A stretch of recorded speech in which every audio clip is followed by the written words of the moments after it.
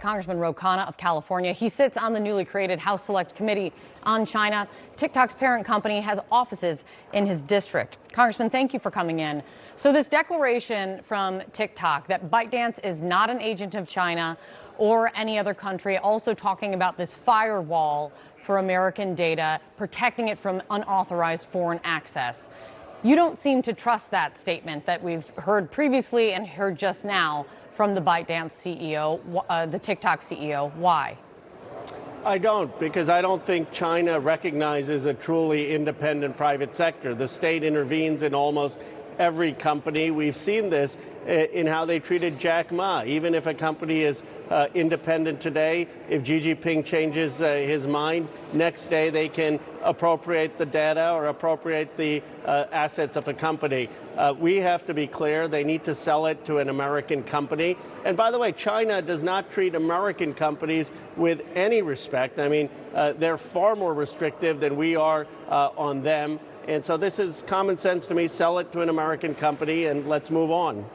What about what's being proposed this morning as Natasha was laying out? The CEO saying that they're in the process of transitioning to store all U.S. data on U.S. soil and servers here.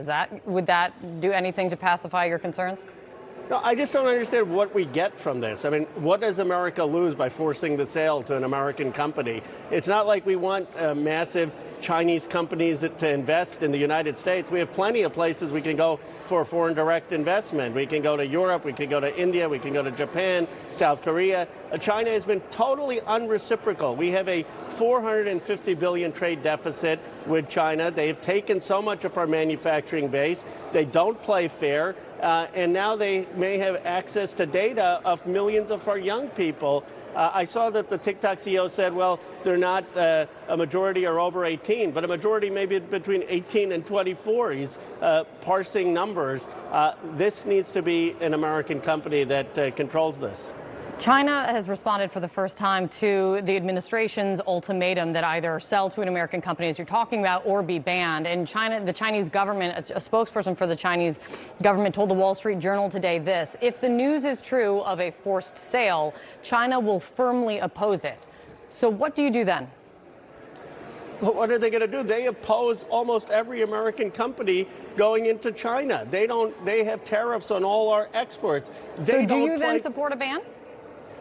Well, if they don't have a sale of it, then yes. But I think we can force the sale. I think that is something that the government can do, our government can do. And we have plenty of technology companies that could then develop the platform. Look, I think that millions of people are on TikTok and they want access to that kind of a technology, but there's no reason that an American company can't do that.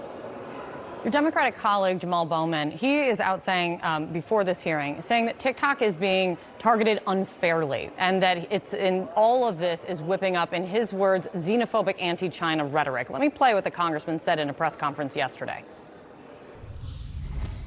In terms of TikTok's behavior and its risk to national security, it poses about the same threat that companies like Facebook and Instagram and YouTube and Twitter pose. He says they don't, and the CEO said the same thing, they don't gather any more information than any of the other social media companies do. What do you say to that?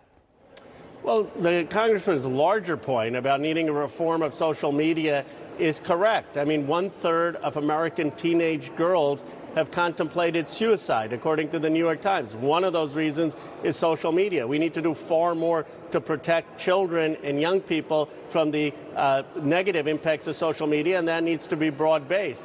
But TikTok portrays a unique concern, and that is that they ultimately are tied to the Chinese Communist Party. They're at the control of that party. Now, maybe the Chinese Communist Party right now is not intervening, but they could choose to intervene at any moment. And I don't think it necessarily be totally sinister where they take all the data. But what if they subtly try to have videos on TikTok that are mitigating the human rights concerns with the Uyghurs? What if they have rhetoric on TikTok or videos that are making their claims over Taiwan or islands seep through? We don't want another country to have that kind of influence on so many of our young people.